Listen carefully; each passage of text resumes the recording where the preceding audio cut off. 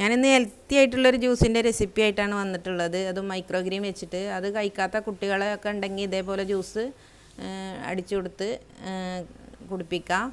നല്ല ഹെൽത്തി ആയിട്ടുള്ളൊരു ജ്യൂസാണ്, എല്ലാ പോഷക ഗുണങ്ങളും ഉള്ളതാണ്. ഇനി അതെങ്ങനെ ഉണ്ടാക്കണമെന്ന് നോക്കാം. ഞാൻ ഉണ്ടാക്കിയാണിത്. ഞാൻ ഉണ്ടാക്കിയതിൻ്റെ വീഡിയോ ഞാൻ വേറെ ചാനലിൽ ഇട്ടിട്ടുണ്ട്. അതിൻ്റെ ലിങ്ക് അതിലിടുന്നുണ്ട്. ഇതിങ്ങനെ അരിഞ്ഞെടുത്തിട്ട് ചെറുതായി മുറിച്ചെടുക്കുക. എന്നിട്ട് ഒരു പാത്രത്തിൽ എടുത്തിട്ട് വെള്ളം ഒഴിച്ചിട്ട് ഒന്നുകൊണ്ട് വേവിക്കുക. കാരണം കുറേ സമയം വേവിക്കേണ്ട ആവശ്യമില്ല, ഒന്ന് തിളപ്പിച്ചെടുത്താൽ മതി. അതൊന്ന് വാടുന്നത് വരെ. കുറേ സമയം വേവിച്ചാൽ അത് ചിലപ്പോൾ കഴിക്കാൻ സാധ്യത ഉണ്ട്.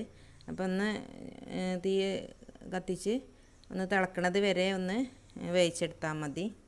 ഇപ്പോൾ ഇത് തിളച്ച് വന്നിട്ടുണ്ട്. ഇനി ഓഫാക്കാം. വേവിച്ച് വെച്ച മൈക്രോഗ്രീൻ ഞാനൊരു മിക്സിയിലേക്ക് ഇട്ടിട്ടുണ്ട്. അതൊന്ന് ചൂടാറിയതിന് ശേഷമാണ് നമുക്ക് അടിച്ചെടുക്കേണ്ടത്.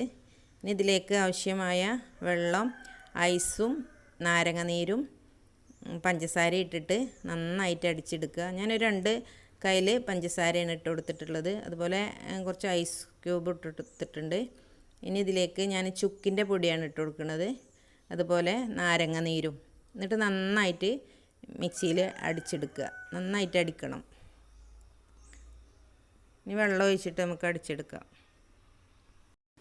അങ്ങനെ ജ്യൂസ് ഇവിടെ മിക്സിയിൽ നന്നായിട്ട് അടിച്ചെടുത്തിട്ടുണ്ട്. ഇനി ഒരു പാത്രത്തിലേക്ക് അരിപ്പ് വെച്ചിട്ട് അരിച്ചെടുക്കാം. എന്നിട്ട് ഗ്ലാസ്സിൽ ഒഴിച്ച് കുടിക്കാം. ഞാൻ ഇതിലേക്ക് കസ്കസ് വെള്ളത്തിലിട്ട് അല്പം ചേർത്ത് കൊടുത്തിരുന്നു, ഒന്നുകൂടി ടേസ്റ്റ് ഉണ്ടാകാൻ വേണ്ടി. ഞാൻ ഈ ഒരു മൈക്രോഗ്രീൻ ഉണ്ടാക്കുന്ന വീഡിയോ ഞാൻ വേറെ ചാനലിൽ ചെയ്തിട്ടുണ്ട്. അതിൻ്റെ ലിങ്ക് ഞാനിതിലിടുന്നുണ്ട്. എല്ലാവരും അതൊന്ന് കാണുക. അപ്പോൾ എല്ലാവർക്കും ഏത് ധാന്യങ്ങൾ വെച്ചിട്ടും ഉണ്ടാക്കിയെടുക്കാൻ പറ്റും. ഇലക്കറികൾക്കൊക്കെ കൊതിയായാൽ നമുക്ക് ഇതേപോലെ ചെയ്തെടുക്കാം. അപ്പം ഈസി ആയിട്ട് തന്നെ ചെയ്തെടുക്കാം. അതിൻ്റെ ലിങ്കാണ് ഞാൻ ഇടുന്നത്. അപ്പോൾ എല്ലാവരും അതൊന്ന് കാണുക.